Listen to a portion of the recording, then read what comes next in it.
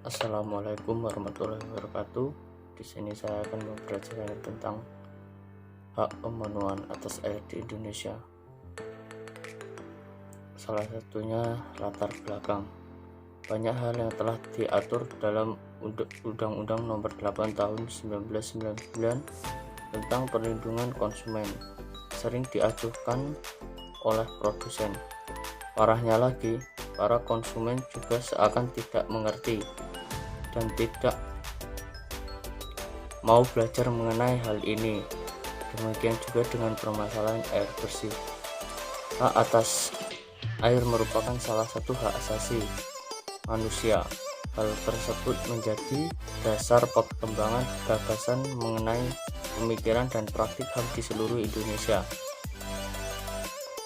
Sebuah konferensi PBB yang diselenggarakan di Mar del Plata, Argentina pada tahun 1977 merumuskan secara langsung hak atas air sebagai HAM.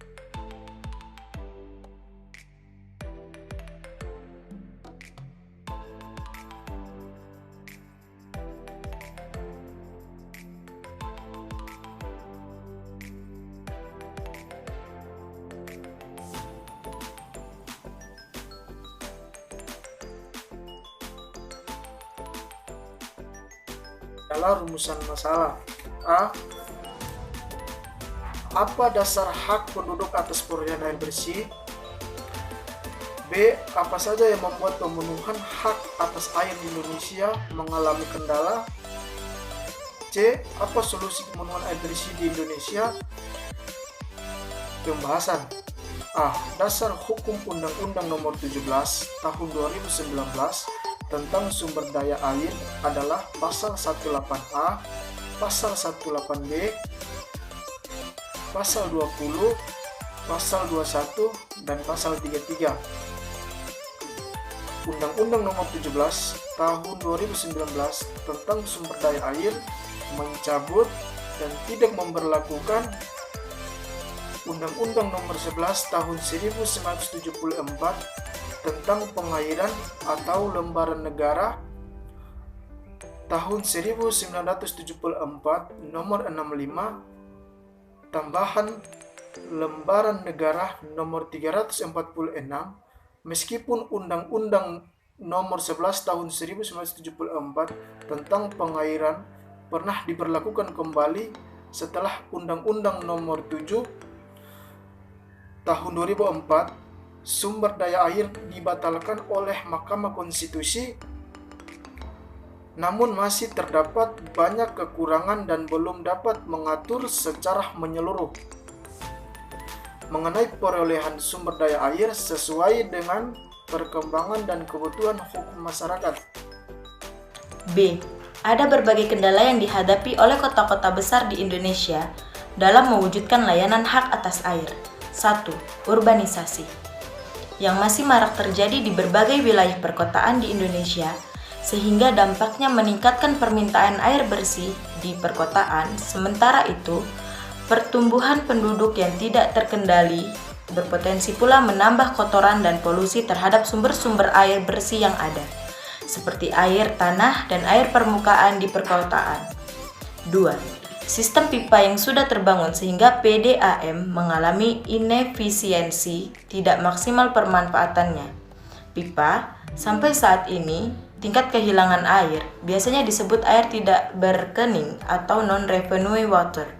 Secara nasional, rata-rata sebesar 32,80% air tidak berkening ini tidak hanya menyebabkan kerugian finansial PDAM, tetapi juga menyebabkan volume air dan tekanan yang mengalir ke sambungan rumah menjadi berkurang.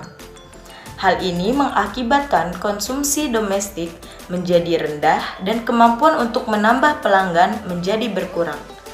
Padahal, membangun ulang atau mengganti saluran pipa yang sudah berumur membutuhkan dana infrastruktur yang tidak sedikit. 3. Terjadinya kerusakan lingkungan yang dapat menurunkan kualitas sumber air baku. Maraknya urbanisasi juga menurunkan daya dukung lingkungan dalam bentuk menurunnya kualitas dan kuantitas air baku. Badan air seperti sungai, selokan, rawa, dan danau di kota besar masih terus-menerus dijadikan lokasi akhir pembuangan sampah dan mengalirkan limbah yang pada akhirnya terakumulasi di laut. Di kota-kota besar, sumber air baku umumnya dicemari oleh limbah industri. C. Solusi pemenuhan air bersih di Indonesia. 1. Penetapan hukum yang tegas terhadap pelanggaran yang dilakukan oleh sektor swasta maupun masyarakat sekitar. 2. Teknologi dalam penyediaan sanitasi dan air perlu dikembangkan. 3. Menanamkan gagasan pentingnya air bersih sejak dini. 4. Diperlukan pengajian terhadap PDAM baik dari segi tugas, proses kerja maupun tanggung jawab kelembagaannya. 5. Sosialisasi intensif kepada masyarakat pun mengambil peran yang sangat penting. 6. Melakukan pertolongan alternatif dengan sedekah air bersih. Air bersih merupakan ras komun atau barang publik sehingga pemerintah wajib menyediakan layanan air bersih bagi seluruh warga negara. Air merupakan bagian dari hak asasi manusia sehingga keadaan ekonomi seseorang tidak boleh menjadi penghalang untuk mendapatkannya. Dengan cakupan layanan air bersih yang baru mencapai 72,04%, maka Indonesia sebenarnya masih menghadapi problem dalam mewujudkan akses air bersih bagi warganya. Ada 3 kendala bagi pemerintah dan pemerintah daerah dalam mewujudkan hak atas air, yaitu urbanisasi, efisiensi jaringan pipa saluran, dan menurunnya kualitas sumber air baku. Kedepan, pemerintah harus berkomitmen untuk mewujudkan target penyediaan air bersih melalui penyediaan anggaran yang cukup dalam membangun infrastruktur baru di bidang air bersih.